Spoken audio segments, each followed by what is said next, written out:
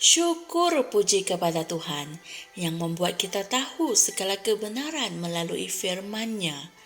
Salah satu kebenaran yang Tuhan ingin kita tahu adalah penguasaan maut sudah berakhir. Amin. Ramai yang masih takut akan maut, seolah-olah maut itu berkuasa ke atas mereka. Sebab itulah Pastor Chris ingin kita tahu tentang kebenaran ini. Mari kita renungkan bersama. Ayat Injil pembukaan kami dipetik dari Roma 5 ayat 14 yang berkata, "Sungguh pun demikian, maut telah berkuasa dari zaman Adam sampai kepada zaman Musa, juga atas mereka yang tidak berbuat dosa dengan cara yang sama seperti yang telah dibuat oleh Adam, yang adalah gambaran Dia yang akan datang." Haleluya! Syaitan menjadi Tuhan di dunia ini kerana dia mendapatkannya daripada Adam yang telah kecundang melalui ketidaktaatan yang menyebabkan pemerintahan maut berkuat kuasa. Ingatlah, Tuhan telah berfirman kepada Adam, "Pada hari engkau memakannya," yaitu buah pohon pengetahuan, "engkau pasti akan mati." Inilah firman Tuhan. Dia bercakap tentang kematian rohani. Kematian rohani adalah punca kematian fizikal. Jadi ayat Injil tema kami berkata, "Sungguh pun demikian, maut telah berkuasa dari zaman Adam sampai kepada zaman Musa," yaitu hukum Musa. Haleluya! Tetapi siapa yang mempunyai kuasa maut? Alkitab berkata dalam Ibrani 2 ayat 14, "Kerana anak-anak itu adalah anak-anak dari darah dan daging, maka dia juga menjadi sama dengan mereka dan mendapat bahagian dalam keadaan mereka, supaya oleh kematiannya dia memusnahkan dia," yaitu iblis yang berkuasa atas maut. Haleluya! Jadi, syaitan adalah dalang yang sebenar di sebalik pemerintahan maut ini. Sekarang, ada sesuatu yang sangat menarik yang saya ingin kamu perhatikan. Pemerintahan maut sudah berakhir di saat kemunculan hukum Musa, kerana pemerintahan maut adalah dari zaman Adam hingga ke zaman Musa, seperti yang tertulis dalam Roma 5 ayat 14. Ibrani 2 ayat 14 hingga 15 menyatakan, "Kerana anak-anak itu adalah anak-anak dari darah dan daging, maka dia juga menjadi sama dengan mereka dan mendapat bahagian dalam keadaan mereka, supaya oleh kematiannya dia memusnahkan dia," yaitu iblis yang berkuasa atas maut, "dan supaya dengan jalan demikian dia membebaskan mereka yang seumur hidupnya berada dalam perhambaan oleh kerana takutnya kepada maut." Inilah firman Tuhan.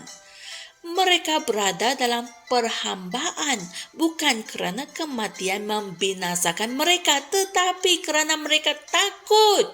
Ketakutan akan maut membuatkan mereka berada dalam perhambaan, sedangkan maut sudah berhenti berkuat kuasa pada zaman hukum Taurat, iaitu hukum Musa, yang berarti bahawa melalui hukum yang berdasarkan perjanjian Abrahamik, sesiapa sahaja boleh memiliki kuasa ke atas maut, tetapi mereka tidak mengetahuinya.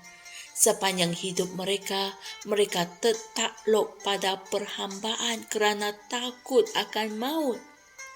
Fikirkanlah berapa ramai orang yang takut pada hari ini. Ketakutan akan maut menjadikan manusia berada dalam perhambaan. Namun Yesus Kristus telah datang untuk membebaskan manusia daripada ketakutan akan maut. Puji Tuhan. Alkitab berkata dalam Roma 6 ayat 9, "Kerana kita tahu bahawa Kristus sesudah dia bangkit dari antara orang mati, tidak mati lagi. Maut tidak berkuasa lagi atas dia. Haleluya! Puji Tuhan. Kristus ialah Yesus dan tubuhnya gereja. Haleluya. Kepala dan tubuh itu membentuk Kristus. Jika maut tidak mempunyai kuasa lagi ke atas kepala, ia juga tidak mempunyai kuasa ke atas mana-mana bahagian tubuh yang lain. Maut tidak mempunyai kuasa ke atas kamu. Amin. Alkitab mengatakan kamu telah dibawa ke dalam kehidupan yang kekal, seperti yang tertulis dalam 2 Timotius 1 ayat 10. Maha mulia Tuhan. Haleluya. Saudara dan saudari semua, mari kita sama-sama membuat pengakuan ini. Aku tidak takut kerana maut telah dilumpuhkan, dikalahkan sepenuhnya oleh Yesus. Maut telah ditelan dalam kemenangan. Hai maut, di manakah sengatmu? Hai maut, di manakah kemenanganmu? Apabila Yesus mengalahkan maut, aku berada di dalam Dia dan bersama-sama dengan Dia. Aku telah mengalahkan maut dan alam maut.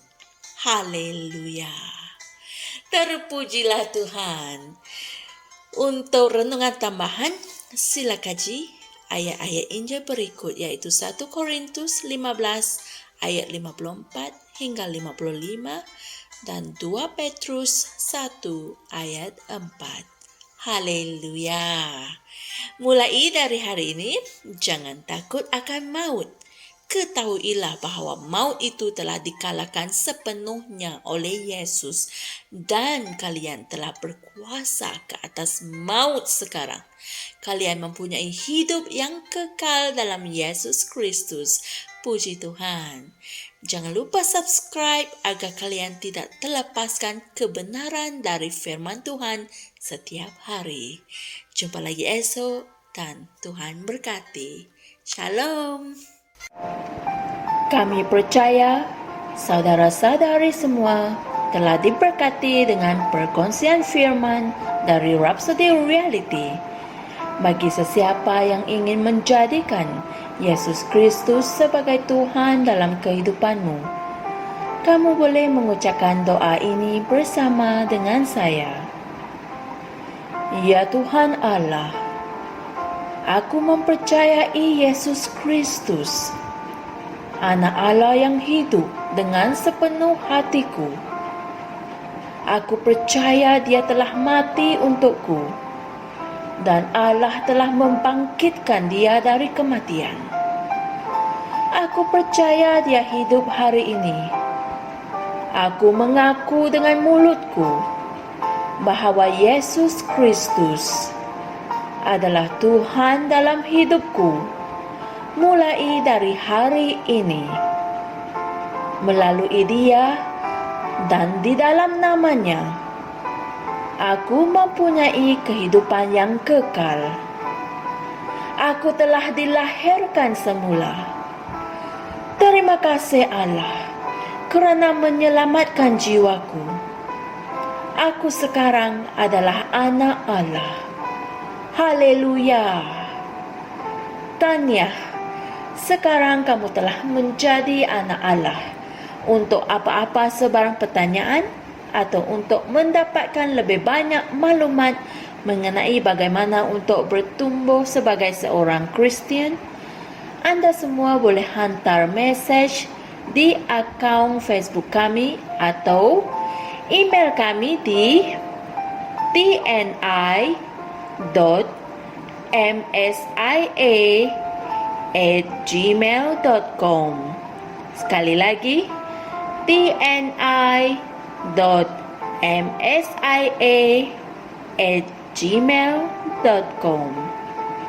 Tuhan berkati Anda semua.